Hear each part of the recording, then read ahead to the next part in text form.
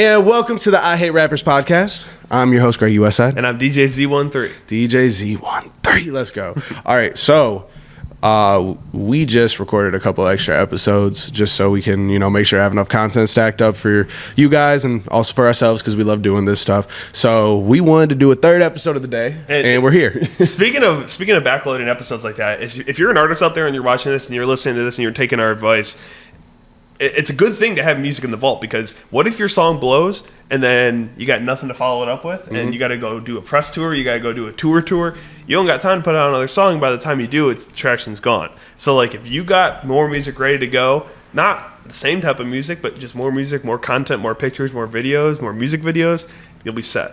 So with that being said, so my artist, Isaiah Linder, I feel like he's a great example of this. And we accidentally did this, but it's really good that we do have this how it is now. So last year, we had a little bit of situations where basically we didn't think it was the best time to release certain songs, and we had difference of opinion here and there, but we ended up not releasing it, of course. So, songs aren't out. But that now has allowed him to build a vault of damn near at least 30 songs. Yeah. So now when we go to drop a whole single rollout and we go to drop a mixtape, then we have the next single rollout already ready and the album in the works, or the mixtape in the works. So we are backloaded so far that we put ourselves into a really good position by doing that. Now, another artist I just talked to about this, Young Cap. Shout out Young Cap. So Cap has at least 50 songs that are ready to go. Not that need a new mix, not that, need to be worked on, not that need an extra verse on it. 50 songs ready to go, at least. And he says he has at least 25 of them that are single worthy, and the rest are album worthy or just a random single if need be. So having that there for this year is going to be really good, because they can literally just create an entire album rollout for the first 7-8 months of the year, and then be chilling for the rest of the year, basically, because they have so much stuff stacked up there where they can focus on their content, focus on selling tickets for their shows, focus on creating music videos, creating visualizers, networking, trying to, get a record deal if they want a record deal, and not have to worry so much about the music. So having a backlog like we do, or having a vault, which is the technical term for the, for the artists and rappers and stuff, is one of the best things that you could do for yourself. Especially when you're scared to fall in love, like Isaiah is. I don't know if you guys know that about him. He's very scared. He's very scared to fall in love, and he's also going to be scared to fall in love again. He is going to be scared to fall in love again, and I mean, how could you hate on him? Yeah, how can you hate on him? So he's going to be scared to fall in love again with Carter Cloud. Yeah, with Carter Cloud. And guess what? That song's not even uploaded yet because they have a backlog. Carter actually doesn't have that much of a backlog. He has a backlog with Zay, but not by himself yet. Yeah. So that's one thing that, when I signed to a management deal, one of the things that we wanted to work on was taking 3 months off and just making sure we have a backlog. And one of the biggest things is a backlog of content. Content is the most important thing to an artist nowadays. So with that being said, having 20 TikToks made a week is great. Yeah. Because then you have at least 15 of those in your drafts, and then when you're busy and you're doing a bunch of shows and stuff, you have the only time to make half of that. You still have a whole backlog of like 50-60 drafts. Yeah. And when we do these episodes, you guys are going to see them on socials. You're going to see them on Spotify. You can check them out at our Spotify link in our bio of our Instagram account, I Hate Rappers. And I.hate.rappers. I.hate.rappers. Yeah. And you can find it all there, but we clip it down. And we're going to clip it down, and we're going to use it for socials. We're going to use it for TikTok, Instagram, Facebook, YouTube Reels, all that stuff. And when you guys are seeing this, it's going to be probably a few weeks before it comes out. But the cool thing about it is that allows us time to film more episodes, film more TikToks, film more videos. And like today alone, I think we got probably 15 TikToks out of this. At least. Yeah. And that's just, being very not generous. That's like assuming that, if I'm the one clipping them down, which I'm going to be, that's assuming that I don't have time to do that, which today, this is the fourth podcast I've recorded today. 3 are ours. 1 was OBP. OBP went an hour and a half. Ours is like at an hour and 5 minutes now. Yeah. You know, so I'm doing 3 hours of podcast work. I already have theirs exported. I already have two of their one of their clips done, the one messed up, but 2 clips done for them. And then because we set our stuff up so efficiently for us to do and make sure we have a plan when we go into it, it's going to be a lot easier to clip these. And especially with the time being, you know, a 15 to 30 minute podcast, finding clips is going to be a lot easier. You know, from the first episode, getting 3 clips is perfect because it's the perfect little intro, and it's not going to be the best episode in the world, but it's still a good episode. And now once we upgrade to a new little stew, you know, upgrade the lighting, upgrade, you know, the sound and everything. Once we have those, we're going to be able to create 5, 6, 7 clips. And whether it's me trimming them down so they're social media style, or me just like not me, but you just taking one, you know, let's say you have the video on your phone, you just take it down and then you just trim like a 2-minute video for TikTok, or a 1 minute 30 second or something like that. And then you put it on TikTok, you put it on Reels, you put it on YouTube Shorts, and then we have 7, 8, 9, 10 clips every single episode. And that's more than enough for a podcast. That's more than enough for an artist even. For a week. In the day of content getting shorter and shorter, both on Instagram and in music, it's important to know your limits. So like, for example, when I do 808s and mixtapes on Tuesday nights on WJCU 88.7 FM, it's a 2-hour show, but we're really only talking for 45 minutes. And when you talk for too long, people are going to miss your important stuff. So that's why when we're having 15 to 30-minute episodes, we're getting all the key points in there, and when we get sidetracked, we bring it right back on. Yeah, I mean, and that's one of the most important things to do, especially just because I'm like, the whole time I'm staring at this recorder right here because I can't see the camera. You know, it's just us doing this. So me looking at this and making sure that, you know, we're on time, we're on schedule, and we're talking about the stuff, you know, that's important. That's, you know, that's background work to do. It's the same thing when, you know, you're an artist and you're in the studio, and like so we just had somebody in, they have a studio session at our studio right now. So their studio session started half an hour late. So now they need to make sure, like, okay, well, the 2 hours that I paid for, you know, it's getting pushed back, but he has to make sure that he's on track each single song he does, that he's finishing up in enough time to get all the songs that he wanted to get done, or at least a draft of them, because he can always come back just to, you know, do the final mix. But you need to make sure you're tracking, you do enough like work in the background and enough time practicing, you know, that verse or that hook at home or in your car or wherever the hell you are, and you just make sure you have enough time in the studio to get multiple things done, because the more you get done in the studio, the more efficiently you spend your money. The more efficiently you spend your money, the more of a chance you're going to be able to succeed, because you'll have a bigger budget for stuff like music videos, or you know, buying onto a podcast or a radio interview or something like that, you know. And that, like, not that dude didn't do it, but you know, just in general, like, the more money you have saved, the more opportunities you will have. Yeah, and just a few key points I wanted to give out there for you guys. I always talk about radio. I always talk about getting your music on the radio, but I never kind of tell you guys how. So I wanted to tell you how in this episode. So if you want to get your music heard on the radio, if you want to get an interview on the radio, all you have to do is DM it to me, or you can DM me and ask for the email. The email is Zach, Z-A-C-H, at 808mixtape.com. Super simple, not a Gmail. It's professional. And anyone that's trying to hear your music as a radio DJ and is giving you a Gmail or is giving you some weird, hey, you gotta pay, like, don't do it, because there's people out there like me that are gonna let you have exposure, get on the radio, get played in the clubs for free.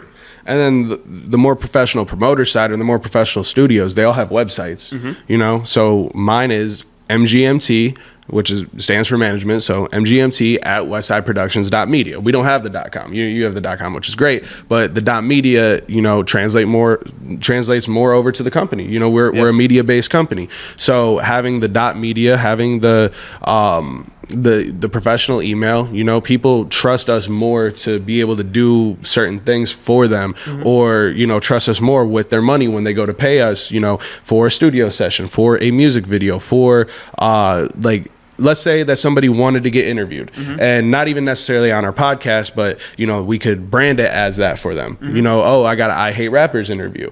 We could brand that for them as that, and then also just feed them the full length interview and content on top of that for social media for a fee. And that's going to be way more believable, because, you know, oh, we have the westsideproductions.media, we have the 808 mixtapes, and, you know, we act professional accordingly. Yeah, no, absolutely. And with podcasting, if I was starting out right now, I would pay and get on every single podcast that I could.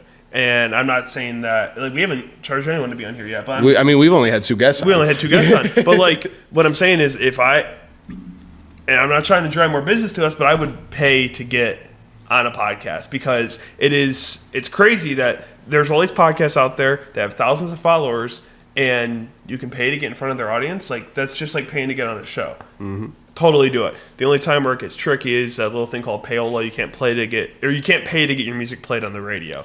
So you have to watch out for that. And anyone trying to do that is a complete scammer. But podcast, it's fair game. You can pay. If you got the money to pay, you can pay and get on every single podcast in the world. Mm-hmm. And it's very beneficial, and some of them play your music, some of them review your music, and we give you pointers. So yeah, I mean, we should definitely do a music review day. Not for payment, well, maybe, but maybe help us upgrade some equipment or whatnot. But I mean, we should definitely do that type of stuff, and us being able to do that type of stuff, and having the platform to put artists on. I mean, like, think about it. Adam 22 and the No Jumper channel. People have been discovered on there. Yeah. And like, we don't have the best examples, but once you get on there, you get a boost immediately on your socials. Mm-hmm. You get a boost immediately on your SoundCloud, because they're probably playing on SoundCloud or the YouTube video. Yeah. But do you have the stuff done in the background to let it translate over to an actual success versus just a little bit of clout for a good 15 minutes of fame? Yeah, and I mean, a good example of that is what happened last year with 808s and Mixtapes. So we had a kid on the show, 2 of them actually. Their names were Joey Valance and Braden. And neither of them were verified. I think Joey had 10,000 followers on TikTok, and Braden had like 5,000. And they put out a song, came across my For You page in the middle of the night, DM'd them, asked them to be on the show. They came on my show. I think it was their first interview they did. It might be their second or third. Don't quote me on that. But one of their first interviews they did. The crazy thing is, the next interview they did after us was The Ellen Show. They had a viral TikTok hit, and then, because I showed love, did it for free, was there for them in the beginning, played their music on the radio for weeks at a time, they invited me backstage at Lollapalooza this year. So, like, you never know what's going to happen if you just put yourself out there. And if you pay to get on a podcast and they like you and then you blow up, like, you got them to thank for a little bit of it. Yeah. So, yeah. All right, so next episode, or one of the next few episodes, we're going to talk about how important it is to do the background work to get to the point of what you just said. But let's talk about how important those back rooms are, just for a few minutes. So the back rooms of just like, even if it's a smaller scale back room, like being in my studio to some people, and being around, creative minds, the creative minds of Cleveland, and people who, work hard to produce content, or being on 808s and Mixtapes, which is an award-winning show, but at the same time, it is what it is. It's a college radio. It is. Like, it's a college radio show, you know? And it's not the same as Z1079. It's not the same as 96.5, It's not the same as, like, these major stations and everything, but it's still being in the smaller version of the back room, and being able to connect with, people who realistically are the future of the industry, especially, the ones in your city, the ones that are putting on hard, we do big shows sometimes. We also do a shit ton of little shows. Yeah. And we have a studio, but we have a studio that has one booth, not multiple rooms, So, there's differences, but being in those little back rooms translates to being in the bigger back rooms, because you're doing the background work to get to there and making the connections with that. And, one of the biggest examples is, like, you getting invited back to Lollapalooza. Let's say there's a sold out show at a venue that's 1,000 capacity size, in the venue we're not going to name, but being able to be backstage because of the work you put in and the connections you've made, and maybe sweet talking somebody, maybe showing love to somebody, the fact that you're able to get back there automatically boosts your credit, your artist cred, it automatically boosts that up and allows you to be in these spaces with people who you never thought you'd be in the same room as, or some people that you just want to get in the same room as. Yeah, and it's not to like toot our own horns here, but we've been in that situation before where just because we've shown up, we don't have that crazy amount of followers, but just because we've shown up, they've taken us to the back. Here's the artists, meet the artists, and it's really cool. It's definitely surreal, and it's something that I strive to do at every show eventually. But for the time being, like, just getting into shows for free is cool. So Oh yeah, no, I love getting into shows for free. All right, so Yeah. I'll tell you. So when I opened up for Juice World, that opportunity all came out because of my mom. So with that being said, this is a backroom conversation, not a shout out, but shout out my mom, but not like saying how I did it. But basically, my mom knew this guy, and then she was like, "Yo, have my son open," and he was like, "Oh, we're not going to be able to, but what I could do is, because we're letting you know last second, is I can give you VIP for the show, and you can come to my son's grad party, because the Juice World show was a part of his son's grad party, which like in retrospect seems like the most insane grad party ever. But this is like right before he hit Billboard. So, being able to get on that stage and perform, last minute out of nowhere was great. Yeah. But regardless, I had VIP because of the position that my mother helped me get in. Yeah. But if I knew the dude and I was able to just get in that position myself because of whatever, that would have been fucking great, and I would have been back there and I would have introduced myself and I would have, tried to make as many connections as I could regardless. It helped that I performed. But, at the end of the day, it's just the fact that I was back there that was part of the experience. And, one of the biggest things was the post of having Juice WRLD in a photo with me, that like automatically gave me more credit, towards people. And then when I opened up for Ski Mask, my DJ, or I think it was Scheme he wasn't my DJ, but DJ Scheme was there doing the tour for Ski Mask. And this was a little bit after, like a few months after X died. So, him, like everybody's, kind of upset still over it a little bit. And I don't know if it was Scheme that this actually happened with, or if it was just like another DJ that was there, but my DJ had a chord that his DJ forgot. Yeah. Something that we talked about in the last episode with me and you. And because of that, me and my DJ got to stay backstage the entire show. Yeah. So I was able to be in that room. You know what I'm saying? I was able to meet those people, which I didn't take full advantage of, but I was able to do that. Yeah. Nevertheless. So being able to be in those rooms, being able to be backstage at Lollapalooza, how many verified people did you talk to and like give your elevator pitch to? Yeah, I talked to a lot of people. What's cool is that the verification thing, everyone's got it nowadays, and it's hard to get. I don't have it at this point in time, but it's hard to get. But once you get it, it's the ticket. Yeah. It really is. And like today, for example, I got 3 people that are verified to follow me on Instagram. And I probably got 7 or 8 other follows. And I didn't look at a single one of the other follows. But I looked at all the verified ones. Because those 3 outshine the shit out of them. Yeah. Yeah. So it like pretty cool. You could be single, it could be an Instagram model following you, but if she's not verified and you have 3 people who are verified following, you don't even bat an eye, even if they shot you a DM. Yeah.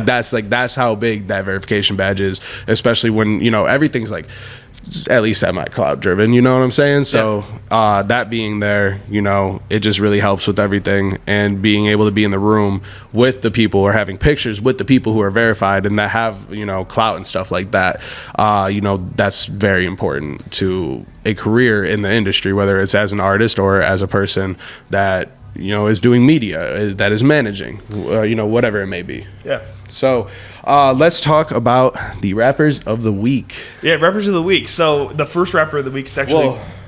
rappers of the week and artists of the week. Yeah. So, yeah. Okay, so we'll start with the first artist of the week. Actually, first manager, technically. This guy reached out to me and they said, hey, Zach, we're in the process of having 2 of our artists be on your show. Hey, shout out 4-6. Shout out 4-6. We're all big fans and we love to be a part of the culture. That's really cool because they didn't say, put us on your show. They didn't say, play our music. They sent one link and they complimented the show. And half the message was complimenting the show, which was really cool. So that was the first good example of an artist/manager of the week. And I'm on your ass about that because you got to get OG Mook on there now.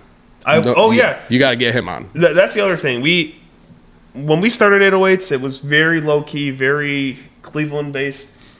Then it kind of picked up, and now we're kind of going back to let's have some more Cleveland artists on. So this week we have a really big Cleveland artist on, and then next week we're going to have a smaller Cleveland artist on, but I'm excited for both of them. So this next one says, what's up, fam? I was just listening, which usually I wouldn't include the name. The first one we said, be more professional. I was listening to your show tonight, and I think this song of mine, insert song here, fits the vibe and the high energy of the music that you play in the show. That's a really good example because that means that he said it at 12:30 a.m., which means he listened to the whole show, waited till I left the studio, and checked my phone and then hit send. And that was like really smart. And so I'm definitely going to have to consider playing that for the show next week, because just a great example of that. And then our first artist, our first rapper of the example of the week. Like and comment the letter F, the letter A, me. Like and comment for me. Like and comment for me. With how many exclamation points? 4. 4 exclamation points. So, I think it's funny. I always do it. I always just like the message. Like, I don't even like the post. I just like the message. Dude, you know, one of the dudes that I'm cool with, I'm just gonna go to DMs with him right now. Dude always says stuff that, like, and look, this is multiple times in a row. This is since December, and there's however many. 1, 2, 3, 4, 5, 6, 7. 7 different posts. 4 of them say, "Run this up for me," with some random hearts, and then one says, "You said Cole Bennett? Question mark, question mark, eye emoji, laughing face. Run this up for me one time. Happy holidays." Dude has not commented on any of my posts in recent memory whatsoever, first off. And, you know, bro, if you know who I'm talking about, you know, you see this, bro, like, I don't mean this with any offense, but if you're not showing me love, I'm not going to show you love, especially with situations within, you know, people. I will show you love no matter what, even if there's bad blood between you and someone else. And, you know, just because I mess with them doesn't mean I can't mess with both y'all. But, like, bro, like, you're not showing me any love. You're not supporting me or my artists enough. For me, at least for me to see it. So why the hell am I going to do this? Like, the first few times I'm like, okay, cool. Like, I'm boys with them, you know, I'm liking and commenting, but I don't see the same love back. Even if I don't send it out, you should be doing the same thing. And even the ones I sent out, I didn't get anything back. So, you know what? Fuck you for that. But, you know, all love, but fuck you for that. All right, so. Before you get into your next one, because he's got a really big one, I got one last one. This is November 21st. Someone sent me a video of them at a studio.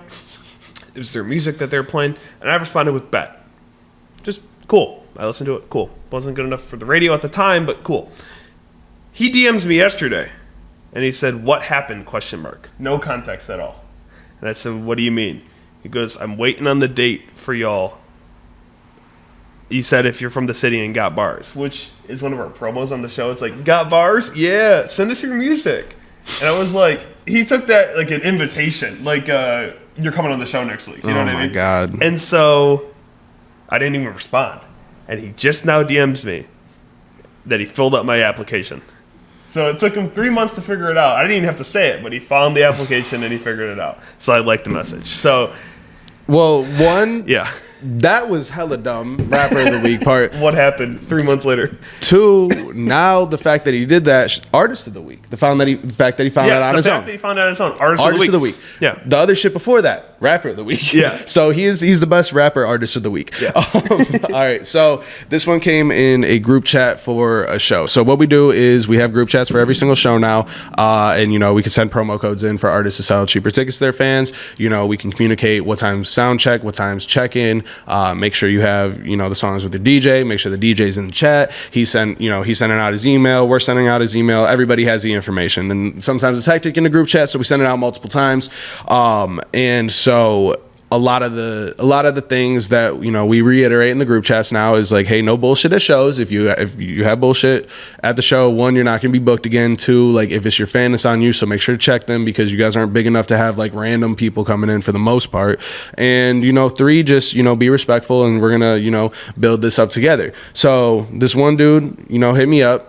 And a precursor to before these text messages that you don't even know about, he hit me up. He was like, "Yo, I got to get on the show. Like, my boy's on it or whatever." Maybe he was, maybe he wasn't. I don't fucking know. And he said, "Yeah, just give me a call real quick. I got some questions." So I give him a call, and he answered. He said, "Who's this?" Yeah. Like, bro, come on. Don't do that. Don't ever do that. Don't ever do that. Know who's calling you, or say, "Oh, I'm sorry," but he just seemed like he was high off his ass. So whatever. I think we talked about that before. Might have. So he texted in the chat. He's like, "I turned 17 this year," and then someone said something about, you know, just embrace it. It only gets better. Blah blah blah. Like, you know, little big homie advice type of deal. And then I replied to him. I said, "Actually, the show is 18 plus, so you can't perform on this one," with a laughing face, because he has the ticket link that says it's 18 plus. So, like, A lot of these shows are 18 plus. Yeah, a lot of them are not. A lot of them are 21 plus. So yeah. So, and some of them are all ages as well. Yeah. So, he said, "Man, I already got my sheet set up." Well, before you go into that, we don't set those. No, we don't set those. The venues. We want everyone to be there. If we can make it all ages, we'll make it all ages. Because it so doesn't matter if a mom brings 7 kids and they all bring tickets, or if 7 30-year-olds come and they all, it doesn't. Yeah. They're tickets at the end of the day. So yeah, I could care less. It's, like the tickets are more money in our pockets. Like they just care about bar sales at these venues, and that's that's the real shit. Yeah. Some of them, yeah. That too. So he said he already got his stuff set up for it, and I said, "Sorry, bro, I got a show at this date," which was literally a week later. That still hasn't happened yet. But I said, "Or a bunch more coming up. This venue is a strict 18 plus." And he said, "Let me in that bitch one time my performing. My whole fam was gonna be there just to support." And I said, "It's the venue policy, not ours, bro." And he said, "My mom finna be disappointed as hell," laughing face. "Then why the F did big bro tell me I could perform blank capping?" And then after that, 1, 2, 3, 4, 5, 6, 7, 8, 9, 10, 11 messages in a row. "Y'all fucking with my dreams. Let's work together. Protest. Blank lying, fucking with my hustle. I'm trying to turn up that venue, even though blank don't know. But look, that's the point. I just got co-signed by Uzi's producer. He want me to start opening up and performing. So I'll be ready when I move to ATL. He gonna set me up with a deal." And I said, "Brody, it's the venue's policy. We work with venues to put on the shows." And then he said, "Hey, bruh, who is?" And then he said the headliner's name. And I'm like, what the hell does that mean? And he said, "I need to talk to him for real. I've been needing to for real, just about business, because that's bad work. A blank set me up. People accept me to be at the show." And so I removed him from the chat. And I was just about to say, you should have removed him from the chat at that point. Yeah, that was the done deal from that point. But it's just, in there, I don't know if dude follows me. I really don't care if he does. I don't want any bad blood. This is just a place to learn from. But though that's all this is. Don't do that. Yeah. Don't do that. Like, why are you going off in a group chat? You could just like first off, if you really don't know what group chat you're in or who you're talking to and everything, that's cool. That's fine. Figure it out. Everybody's gonna have to do that once in a while at least. And the main thing is hey, don't make a fool of yourself in the group chat, because everybody was clowning you after you left. I hope you know that, because there's no reason for that. We don't care that Uzi's producer signed you. You know how many producers Uzi works with? You know how many producers we work with? You know how two of my producers are literally making beats for a ton of multi-million, if not 100 multi-million streams artists. Yeah. This guy literally can get pretty much anybody on his damn radio show. He just pulled in the second biggest Ohio name, literally, for an interview. We do not give a fuck who wants to work with you. Why do you think that makes a difference? You don't have a verification badge. You're not bringing in tickets. This dude didn't sell a ticket and saying all this stuff. I really don't care about that. All I care about is putting on a good show. I'm willing to work with you. I'm willing to work for you. I'm willing to really push hard for every single artist that wants that push. But if you're going to do stuff like that, there's no way in hell I'm going to be wanting to work with you and push you. Yeah. And the funny thing is, when he said the thing about the headliner, it was almost like he was going above your head. He thought for some reason the headliner was over you. He was like, "All right, let me speak to your manager." What I mean? Yeah, and it's just bro, end of day, even if it's a big headliner or whatever, that's cool, but the reason they're doing a show, for the most part, unless they have a manager that set up the show, the reason they're doing it is because of a promoter or a venue or a booking agent bringing them in and doing stuff. And then it's up to their discretion for everything. If the headliner insists, then they insist. But this headliner did not even say a word about this dude to me, at least, as far as I know. And then second off, didn't give a fuck when this shit was said in the chat. And he's asking, who's the headliner? Well, if you don't know him, then why do you need a word with them? It's not bad business. You're doing the bad business. Yeah. And the thing is, it's not disrespect that we're saying this on here. We're not putting you on blast by any means. But what we're trying to do is, because maybe he didn't know that there's a booking agent. Maybe he didn't know that there's a promoter that was in charge of it. And it's a learning experience at the end of the day. What we're doing is we're giving you guys a learning experience. We're letting you learn through us and through our people's mistakes, so that you don't make the same ones when you're either starting your career or at whatever point. And shit, through our own mistakes too. Yeah. Like we are very open and transparent about that. It's especially me. Yeah. With the rapper tendencies. It's like We're gonna have to do yeah.